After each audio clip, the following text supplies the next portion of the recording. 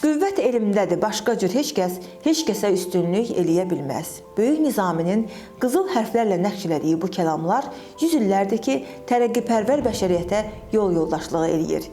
Biraz da dəqiqləşdirsək, insanlıq öz həyat yolunu müəyyən eləməkdə həqiqət saçan bu misralardan bəhrələnir. Çünki ən doğru yoldur elmə, ürfana qovuşmaq.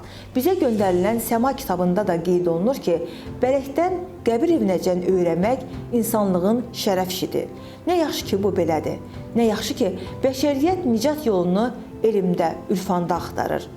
Vaqif dramında Böyük Səməd Vurğun qəhrəmanı 18-ci əsrin mütəfəkkiri Vaqifin dili ilə deyir ki, açılsın hər yanda məktəb, mədrəsə, uşaqlar quş kimi versin səs-səsə. Yəni, bütün bu misallar ona sübutdur ki, cəmiyyətin gedişatından baş tapan insanlar elm, ürfan yolunu insanlığın nicatı kimi görür. Nə yaxşı ki, məktəblər, kurslar, təlim, təhsil mərkəzləri açılır. İmişlidə fəaliyyət göstərən diferensial təlim, təhsil mərkəzi yeni təhsil sistemi kimi diqqətimizi cəlb elədi. Bəşər övladı özünü tanıyandan onun tələblərinə həmişə təhsil cavab verib. Yəni, təhsil yolu ilə öz ehtiyaclarını ödəməyə çalışıb və bugünkü dönəmimizdə təhsilə daha çox ehtiyac var.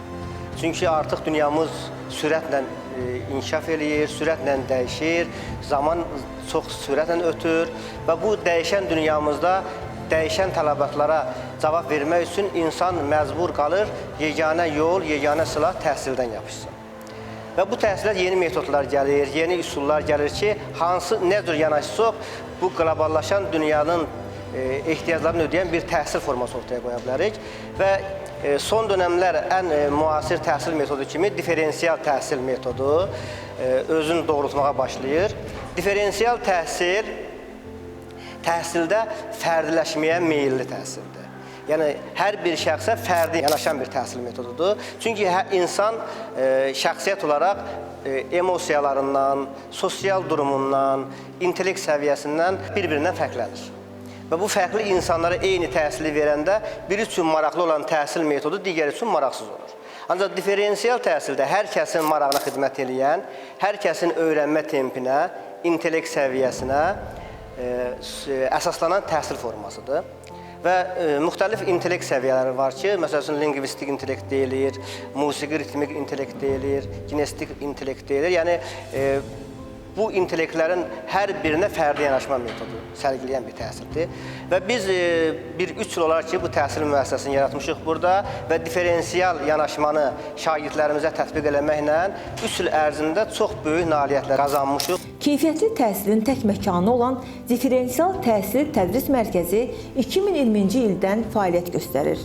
Əlavə hazırlıq üçün fərdi və ya qrup şəklində müəllim axtaranlar seçimlərini Diferensial Təhsil Tədris Mərkəzi olaraq etsələr, uğurlu seçim etmiş olarlar. Bizim dərs keyfiyyətimiz, uşaqlara münasibətimiz, tədris etdiyimiz fənlər rayonda geniş bir əks-səda yaratdı. Ona görə də bu ilki tədris müəssisəmizdə uşaqlarımızın sayı daha çoxdur. Biz istəyirik ki, uşaqlarımıza yüksək keyfiyyətli dərs verməklə yaxşı nəticələr əldə edək və buna nail olmuşuq.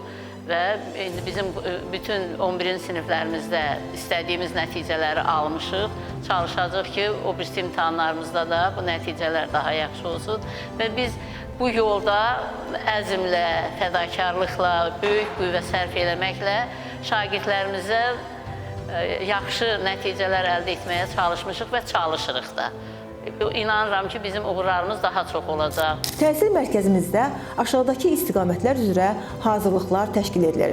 Bütün qruplar üzrə abituriyent hazırlıqları, fənn olimpiyadalarına hazırlıqlar, buraxılış fənləri üzrə hazırlıqlar, 5-ci qrup və kolleclərə qəbul hazırlıqları, 1-8-ci siniflər üçün sinif təkmilləşdirmələri, məktəbə qədər hazırlıq, müəllimlərin işə qəbulu və sertifikasiya hazırlığı, direktor və direktor müavinlərinin işə qəbul hazırlığı, rəsm hazırlığı. Təhsildə belə bir anlayış var, bazası olan şagird, bazası olmayan şagird və yaxud xalq dilində desək, savadlı, savadsız deyilən bir meyar qoyurlar. Ancaq bu diferensial təhsildə savadlı, savadsız deyilən bir meyar yoxdur. Öyrənmə tempi zəif olan, öyrənmə tempi yüksək olan meyarları var və biz də bu meyarlardan yanaşaraq öyrənmə tempi zəif olan şagirdlərə öz tempinə, öz intellektinə, öz marağına uyğun yanaşaraq və qısa müddətdə hər iki səviyyədə böyük nailiyyətlər əldə etmişik. Bura gələn şagirdlər, məsəl üçün, hansısa bir fənnə marağı olmayan şagird o fənnin ən aparıcı, ən qabaqcıl bir nümayəndəsinə, bir fərdinə çevrilməyə başlayır. Həqiqətən də diferensial təhsil bugünkü zamanın tələbidir, dövrün tələbidir. Çünki bugün biz informasiyaya o qədər yüklənirik ki, təhsildən aldığımız informasiya o qədər də yer qalmır. Və bu təhsildən aldığımız informasiya əsas informasiya olduğundan, buna görə də bu günləri həmin o digər sosial amillərdən şagirdləri qopartmaq lazımdır ki, bugünkü bizə lazım olan təhsil amilinə söykənsin, ona əsaslansın, ondan bəhrələnsin və bu yöndə həqiqətən də yəni öz keçirdiyimiz sınaqlarda, öz işimizdən də görürük ki, diferensial təhsil çox əvəzsiz bir təhsildir. Yəni bizi seçən insanlar demək olar ki, hamısı çox məmnun olurlar, çox şad olurlar və bizi seçənlər həndəsi silsilə ilə desək, artıq ətraflarında bu təhsilə cəlb edirlər ki, mən inanmırdım, hətta övladına inanmayan valideynə gəlib bir nəticə qoyuruq biz ortaya, ona inanmırlar. O nəticə inanmırlar ki, bu nəticəni mənim övladım əldə edə bilməz. Çünki bu potensialın sahibi deyil, bu intellektin sahibi deyil. Yola çıxmışıq müəllimlərimizlə və bu yol şərəfli yoldur, uğurlu yoldur və insanlarımızın, cəmiyyətimizin gələcəyi məhz bu yoldan, təhsil yolundan ibarətdir ki, biz də bu təhsil yolunda şükür Allaha ki, yəni istəyimizə yavaş-yavaş çatırıq. Dərslər peşəkar və öz ixtisasları üzrə yüksək nəticəsi olan müəllimlər tərəfindən keçirilir. Məqsədli və məsuliyyətli şagirdlərin uğurlu nəticə əldə etməsinə zəmanət verilir. Bizimlə öyrənmək çox maraqlı və əyləncəlidir.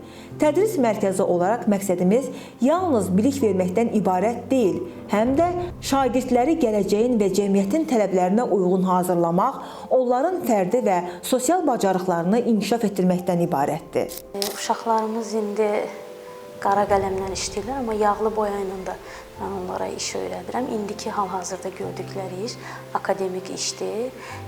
Bu uşaqların çoxusu dizaynerliyə hazırlaşırlar. Heykəl başlardan işlədirəm onlara, sonra naturadan qab qoyuram, qab qurmadır, sonra kublardır, həndəsi fiqurlardır. Belə şeyləri də öyrədirəm və rəngkarlığa da çox həvəsi olanlar var. Hal-hazırda indi uşaqlar burada azdır bayrama görə. Yəni uşaqlarımızın çoxu tətildədir. Yəni onlardan rəssam olmaq istəyənlər də var, dizayner olmaq istəyənlər də var. İndi hal-hazırda işləyənlər dizayner olmaq istəyənlərdir. Rəngkarlığı da eyni zamanda rəngkarlığı da öyrədirəm uşaqlara. Balacalarımız da var, onlar bugün burada yoxdular. Nəticələr çox yaxşıdır. Yəni bu bir neçə ayda gəldiklərindən indi gördükləri işdə çox böyük fərq var. Bizim əsas məqsədimiz təhsildə savadından, bazasından asılı olmayaraq şagirdlərə keyfiyyətli təhsil verməkdir. Bazı savadından asılı olmayaraq bizi seçən şagirdlər və abituriyentlər öz istək və arzularına çatmağa nail olmuşdular. Keyfiyyətli təhsil və uğurlu nəticə əldə etmək istəyən diferensial təhsil və tədris mərkəzini seçdi. Təhsil proqramları elə qəlizləşdirilib ki, dərsliklər o səviyyədə dəyişdirilib ki, indiki ali məktəbləri qəbul səviyyəsi ilə uyğun gəlmir, uzlaşmır. Özəl tədris müəssisələrinin mövcud olması qanuna uyğun xarakter daşıyır. Yəni, bu dövrün zərurətindən irəli gəlir. İndi müəyyən dairələrdə vurğulayırlar ki, bəs repetitorların ləğvi, müəyyən səviyyələrdə kursların ləğvi ilə bağlı ekspertlər müəyyən səviyyələrdə fikirlər irəli sürürlər. Şəxsən mən təhsil işçisi olaraq bu fikirlərdən razı deyiləm. Çünki orta məktəbdəki tədris prosesi, səviyyəsi indiki mərhələdə ali məktəbə qəbuldan uzlaşmır. Çox qəlizləşdirilir. Hətta yuxarı siniflərdə təhsil proqramına salınan müəyyən suallar aşağı sinif kitablarında biz müşahidə edirik. Süni yaradılmış bir rəqabətdir. Bu da əsasən müəllimlərə, şagirdlərə, valideynlərə zərbə vurur.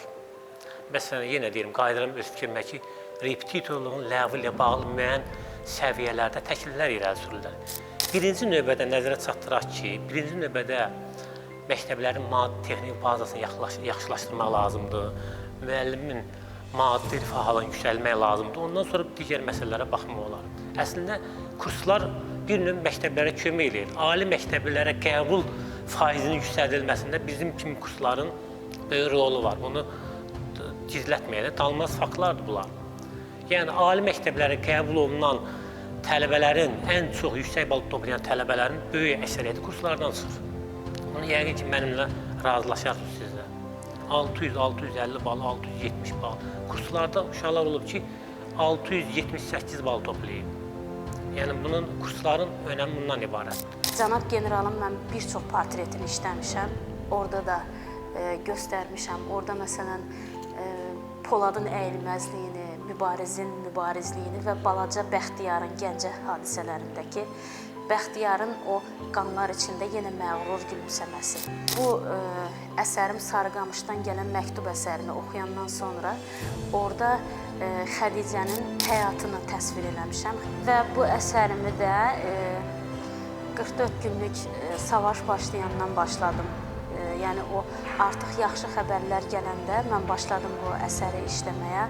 Orada Ali Baş Komandanımızın dəmir yumruğunu Paşinyanın başında və bizə arxa dayaq olan, qardaş olan Türkiyəmizin yanımızda olmasını təsvir eləmişəm. Qorxub qaçan ermənilərin bayraqlarını sürüyərək getməsini və orada topçumuzun o məğrur, məşhur fotosunu təsvir eləmişəm. 2018-ci ildə işləmişdim mən Qarabağda Novruzu.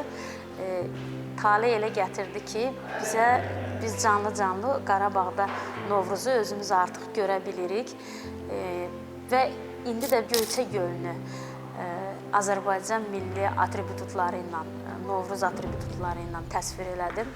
İnşallah ki, Göyçəni də fəth eləmək bizə qismət olar. Rəssamlığa 2015-dən başlamışam. İlk başlayandan da ancaq vətənpərvərlik mövzusunda işləmişəm. Yəni, əsərlərimə baxanda bilinsin ki, mən Azərbaycanlıyam, mən bir türk qızıyam. Mən şəhidlərimizin 22 portretini indiyənə qədər işləyib, onların valideynlərinə hədiyyə eləmişəm və onlara söz də vermişəm ki, gücümün yetdiyi qədər, Allahın mənə verdiyi o ömür qədər, əlimdən gəldiyi qədər şəhidlərimizin portretlərini işləyəcəm, öz valideynlərinə hədiyyə edəcəm, yəni təmənnasız işləyəcəm. İndiyənə qədər 2015-dən bura 1-ci Qarabağ şəhidi, 2-ci Qarabağ şəhidi bir yerdə 22 şəhid portretini işləmişəm. Bu könüllü şəhidimiz Zaur İsmailzadənin portretidir. Görürsünüz, yəni əlində Bozqurd işarəsi və mən arxa fonda da Bozqurdu bayrağımızda təsvir eləmişəm. Sonra bir şəhid anamızın da istəyi oldu ki, bu da könüllü şəhidimiz Salih Əliyevin portretidir. O da istədi ki, mən onun oğlunun portretini generalımızla bir yerdə işləyim. Çünki onlar könüllü yazılanda generalımızın ölümündən sonra onlar getdilər, könüllü yazdılar və canlarını fəda elədilər. Torpaqlarımızı bizə geri qaytardılar. Bugün bizim belə mətin duruşumuzun, bu torpaqların üstündə var olmamızın səbəbkarları da onlar. Tədris mərkəzində şagirdlərin yalnız intellektual deyil, həm də sosial və emosional inkişaflarına diqqət yetirilir. Bu da onların gələcəkdə uğurlu və balanslı şəxslər olmalarına kömək göstərmək məqsədi güdür. Təhsil modelimiz həm fərdi uğuru, həm də cəmiyyətin ümumi rifahını təmin etməyə yönəlmişdir. Ünvan İmişli şəhəri, Han Hüseyn Bəylərov küçəsi, bina 3, Şəfalı Əllər Klinikasının yaxınlığı.